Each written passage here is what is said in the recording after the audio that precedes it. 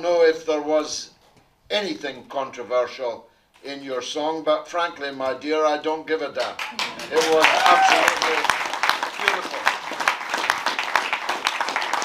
Eugene, you are a poet.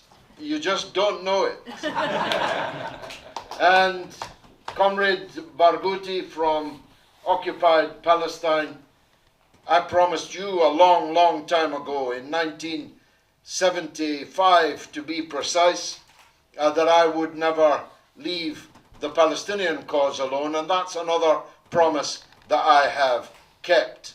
And I think that it is important, though we are here to talk about a local election campaign, touching inevitably on national politics, to take a moment or two only to reflect on the current international situation, for it bears on national politics and therefore also on local politics, not least in terms of the money that we have to spend as a country to tackle in a practical way the problems being faced by so many of our people in this bleak midwinter. I've got to say, and I say it to the camera now, don't tell me that you support the Palestinian people if you are then going to tell people to vote for Keir Starmer's Labour Party. That is absolutely oxymoronic. Keir Starmer's Labour Party is the most savagely pro-Israel centre-left political party in the entire world. They embarrass even their counterparts in Israel. They embarrass even the so-called Israeli Labour Party. They are the Likud, they are the Netanyahu of the centre-left political world. Israeli journalists, in particular Gideon Levy, a frequent guest of mine on my show, from the Haaretz newspaper, would be expelled from Keir Starmer's Labour Party every day of the week for the things that he writes in the Israeli press. Tony Benn would be expelled every day of the week. That's why Chris Williamson is ex-Labour MP, and that's why tens of thousands of people have either left Keir Starmer's Labour Party or actually been suspended from it or expelled from it. So if you're watching this and you consider yourself a supporter of justice in Palestine, if you tremble with indignation at the diggers and bulldozers that are this very day destroying Palestinian homes in Jerusalem, internationally recognized as occupied territory, destroying homes in occupied territory being a crime under international law, fully supported by Keir Starmer and his so-called misnamed Labour Party, then frankly you have a choice to make, and it's long past the time for you to make it. If you tremble with indignation at what has happened to the Palestinian people, then it's time to tear up Keir Starmer's Labour membership card now and do something useful instead. Or else you can be a hypocrite, you see. Or else you can be a hypocrite. You can wear your Palestinian badge, and then it comes to an election and you ask people to vote for Keir Starmer's Labour Party. That's hypocrisy. If you're content to be a hypocrite, then stay there. Stay there and fight. What are they talking about? Fight. If you did fight, you'd be kicked out. So the truth is, you're not fighting. You're lying dormant under the permafrost, hoping that like a woolly mammoth, one day you'll be able to stagger to your feet. It's preposterous nonsense, and in your heart you already know it. But the main feature of the international situation that I want to touch on is even more serious than that.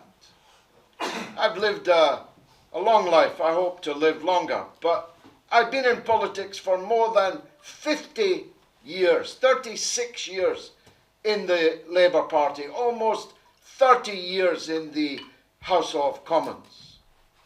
There has never been a more dangerous moment since the end of the Cold War, and there's never been a more dangerous moment, in my opinion, it's a controversial opinion, since the Cuban Missile Crisis in 1961 than the one that we are living in now.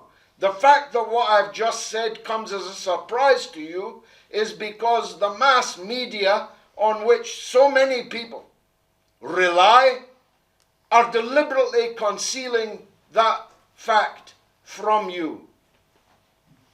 We currently, this country where there are 5 million children living in poverty, where the litany of misery adumbrated by Lauren and by Reuben at the beginning of this meeting in the second city of our rich country.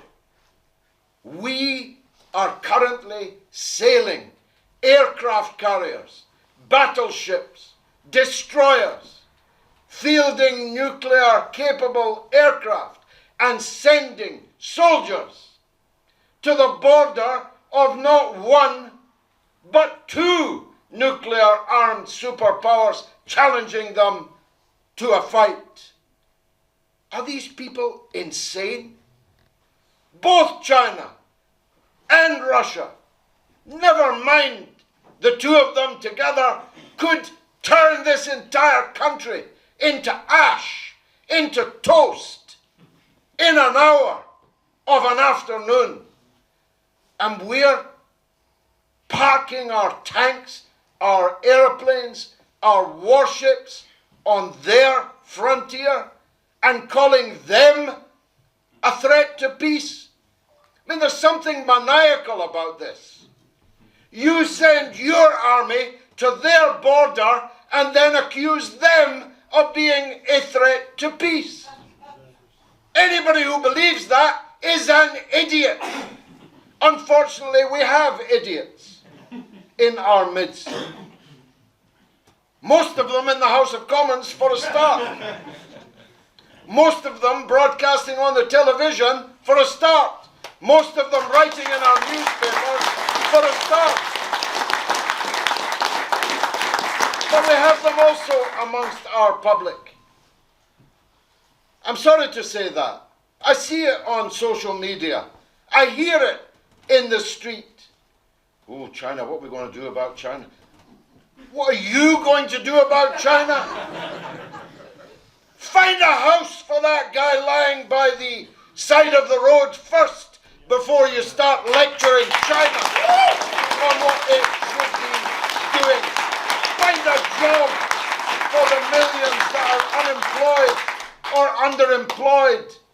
Find a decent school. Cut the waiting lists in your NHS. Find beds for people that are lying on trolleys or can't even get into the A&E this evening before you start thinking about China. Whereas Chris Williamson said, whatever else you think about them, they've lifted 800 million people out of poverty in the last 30 years. How many have we lifted out of poverty in the last 30 years? We've put millions into poverty over the last 30 years. So keep this in mind. If we've got money to burn, setting fire to other people's countries, we've got money to keep our old age pensioners warm through this bitter winter, this year and every other year.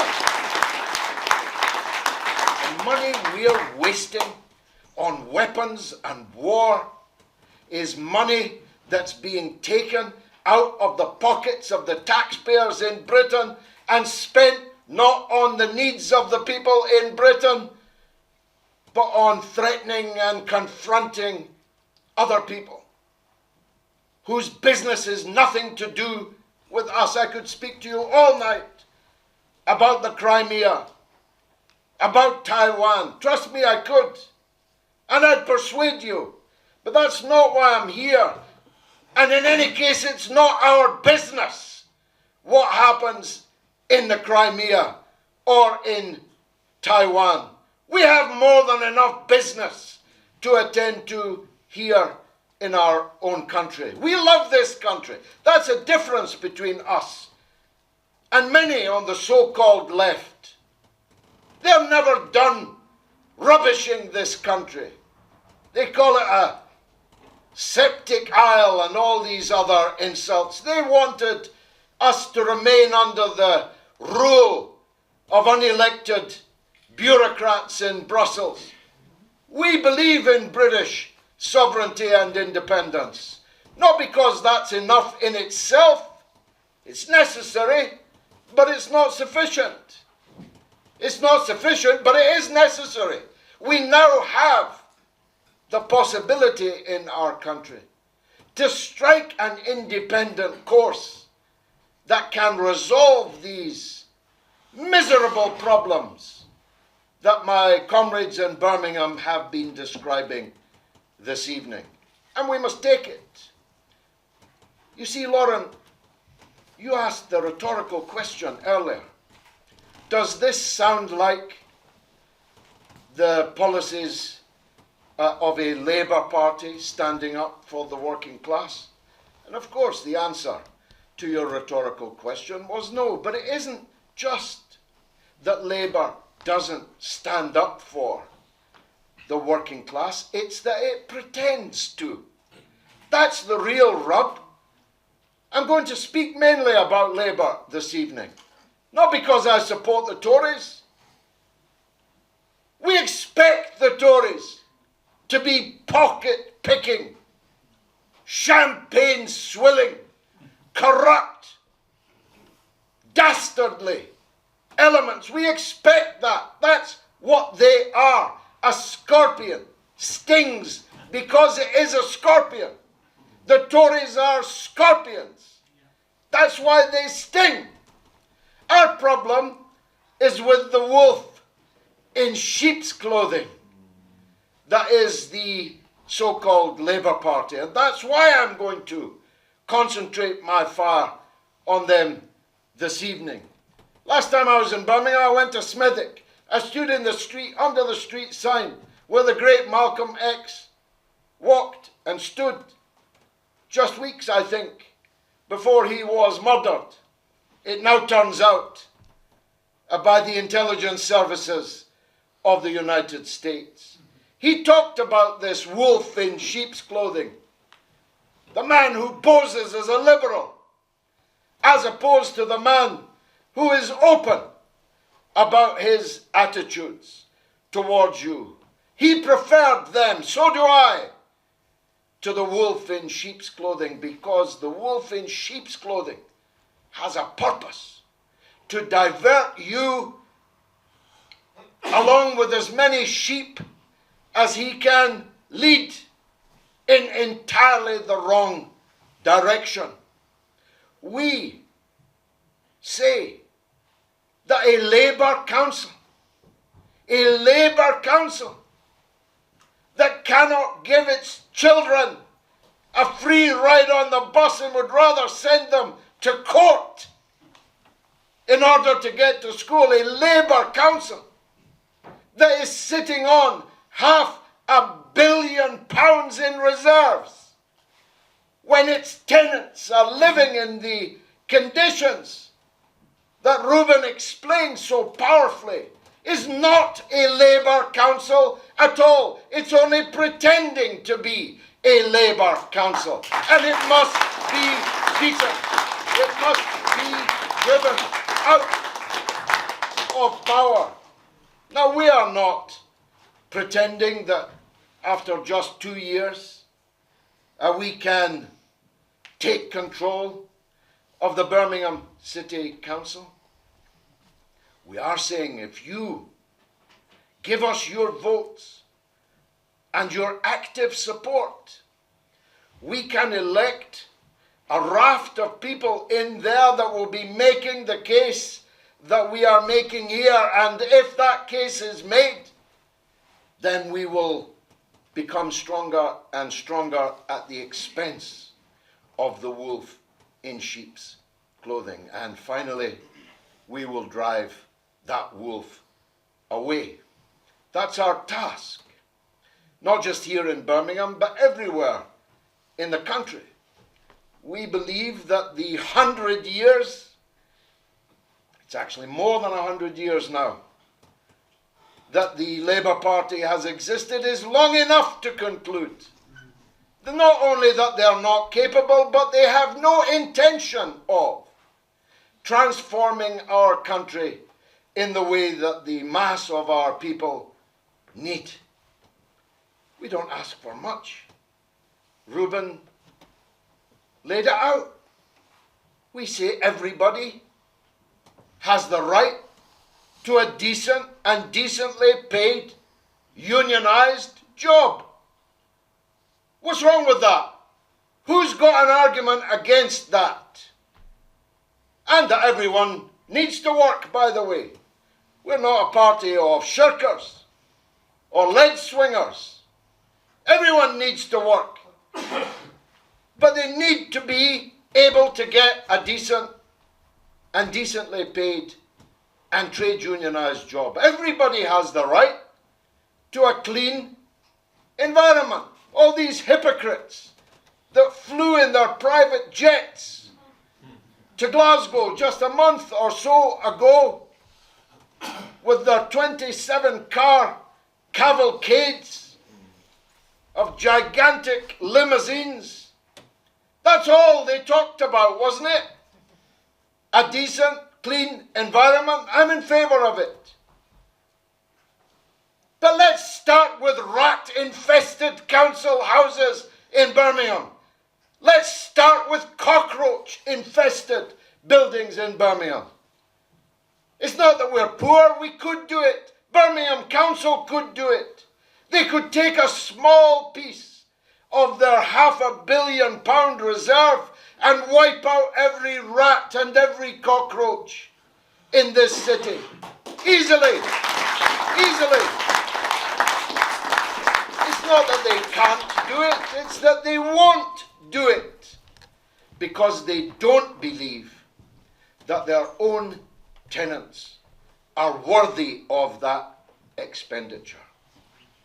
Well, you know, if you let people take you for granted, they'll take you for granted.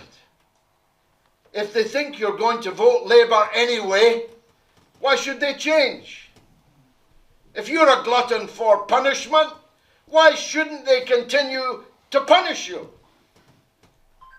But if, as Chris Williamson said, you're going to stand up and say, I'm mad as hell and I'm not going to take this anymore, that's when things will begin to change.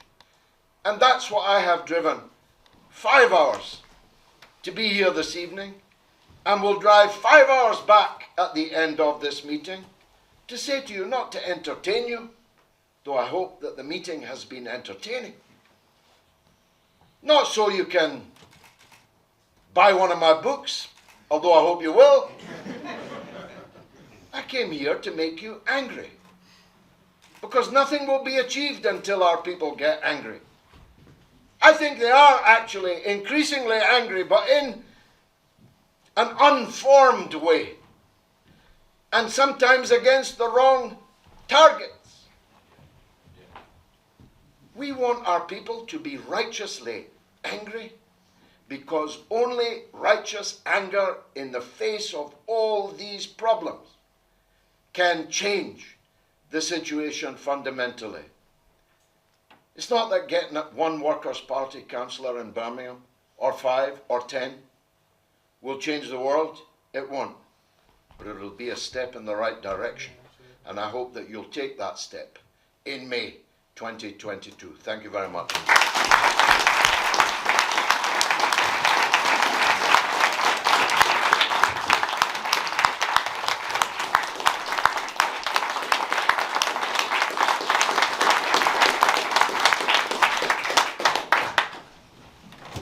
Thank you very much, George, and I don't really like following you, so I'm going to be as quick as possible. The final item on tonight's agenda is to meet the candidates for the Workers' Party for Birmingham in May 2022. George, do you mind standing down at the front so we can all have a nice photo with you? And I hope as well, George, that we can get you back sometime before the May election to give us some of your campaigning experience. Yeah. So, if you wouldn't mind coming to the front and having a photo taken, Paul Scrivens, who will be standing for Boswell Heath West. Come on, Paul.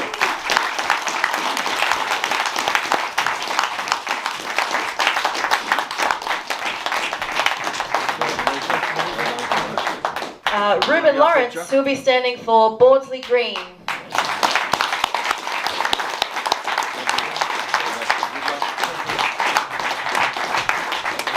Where are you standing? Excellent. Edward Renyard, who will be standing in Highgate and Bordsley.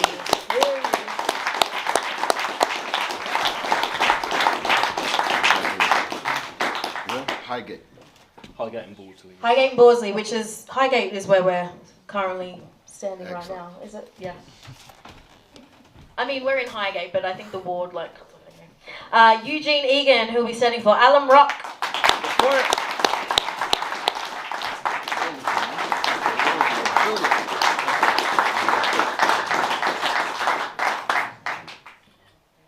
Thank you. Tom O'Neill, who will be standing for Sparkbrook and Boswell Heath East. Thank you, Tom.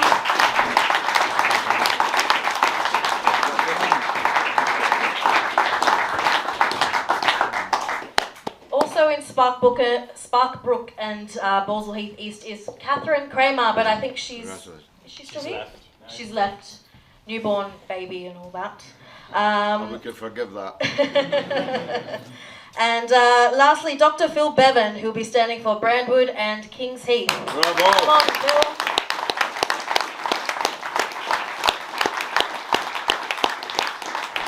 There's a doctor in the house.